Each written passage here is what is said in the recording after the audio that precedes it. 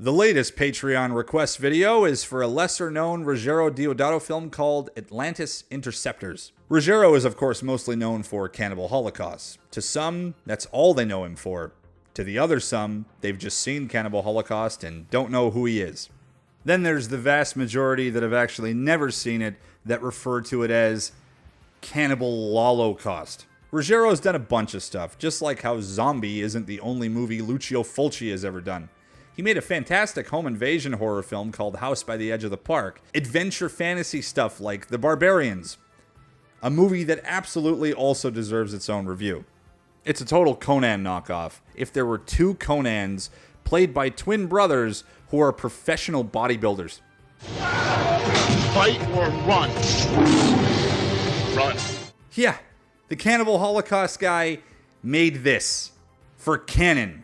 And of course, a film I've already covered a few years back, the action-packed spiritual sequel to Cannibal Holocaust, Cut and Run. Atlantis Interceptors is a lot more along the lines of Cut and Run. It's mainly action with a little bit of horror sprinkled in here and there. To be honest with you, this was my first time seeing this movie. It's been on my must-watch list for a while, and beyond seeing its over-the-top action-exploitation poster, I had no idea what it was actually about. Upon seeing the poster for the first time, I actually thought it might have been a Bruno Mattei film at first, what with the jacked military dude firing a huge gun on the cover art. Is the movie actually anything like this? Well, that dude's face definitely makes an appearance, but it doesn't quite have the body to match. Was the plot of the film anything like I half expected it to be? Well, not entirely, no. And is that a bad thing? Absolutely not. This movie actually kicks ass, and I'm glad I finally got to see it. This movie kind of feels like three unfinished scripts thrown together that somehow managed to work in a really entertaining way. We have these Miami Vice-esque badass dudes shooting up some drug king's mansion. When they're paid, they set off on a boat to go party it up on some tropical island. We then smash cut to a whole other movie where these scientists have found some ancient artifact aboard a sunken Russian sub. As it turns out, it's a relic from the fabled sunken city of Atlantis.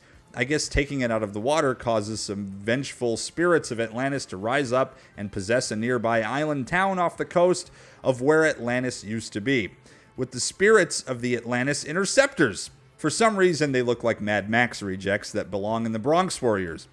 The Atlanteans are pissed because they feel like modern civilization is an insult to their once proud, perfect culture or some shit. I don't really know, but they look really badass and that's what matters.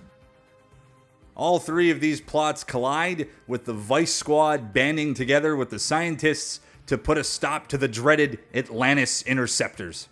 It's pretty much Miami Vice meets Raiders of the Lost Ark meets Road Warrior, with some weird sci-fi shit thrown in at the end for good measure. I'm actually surprised that this isn't a Bruno Mattei film. It actually reminds me of like Robo-War and Shocking Dark, like a lot. This flick has some nice crazy action sequences and some decent gore, plus the absurd plot is more than enough to keep you watching.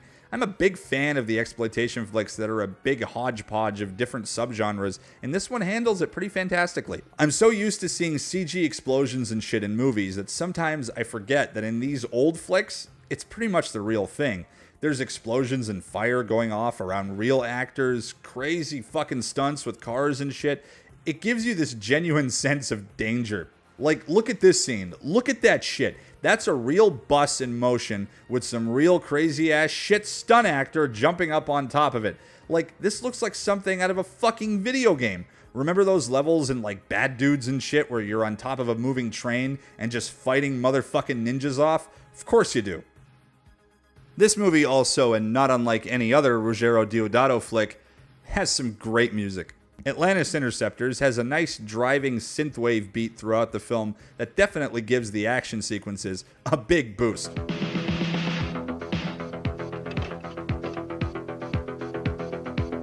Also, one hell of a badass theme song.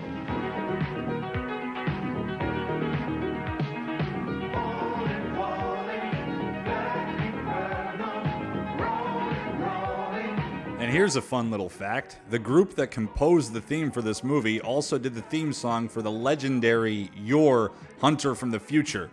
No wonder it's so rockin'. Solid action, some striking gore, cool soundtrack, and some likable actors to boot.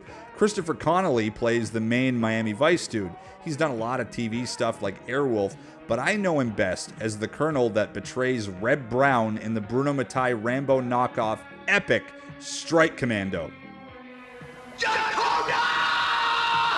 Unfortunately, he died of lung cancer in 1988, actually shortly after completing Strike Commando.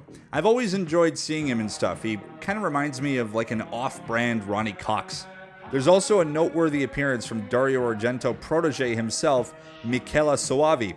He plays one of the scientist characters. He's directed some fucking awesome exploitation classics himself, like The Church, Cemetery Man, and one of my all-time favorite lesser-known slasher films, Stage Fright. Gioia Scola, who plays one of the main researcher scientist characters, was also in Lucio Fulci's Conquest, an amazingly sleazy sword and sorcery film that I promise I'll eventually get to, because I fucking love it. The main Atlantis Interceptor, credited only as Crystal Skull, was played by Bruce Barron. He plays a strong-arm type character in a dozen other Z to B grade movies with titles like Ninja Champion and Hell Raiders. He eventually retired from acting around the age of 40 or so and decided to get a normal person job until passing away in 2013. Rest in peace, Crystal Skull.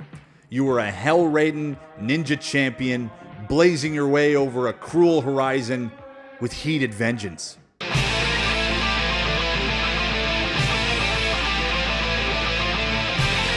I don't really know what else to say about this one. Honestly, just go watch it. It's fucking badass. Monetary support, Patreon, and merch. Links in the description. More quality entertainment? Catch me on Radiodrome with Josh Hadley and Cecil from Good Bad Flicks on 1201beyond.com. And be sure to check out some of the other shows. Support badass synthwave artists like Perturbator on bloodmusic.com. You have everything to lose. I have everything to gain.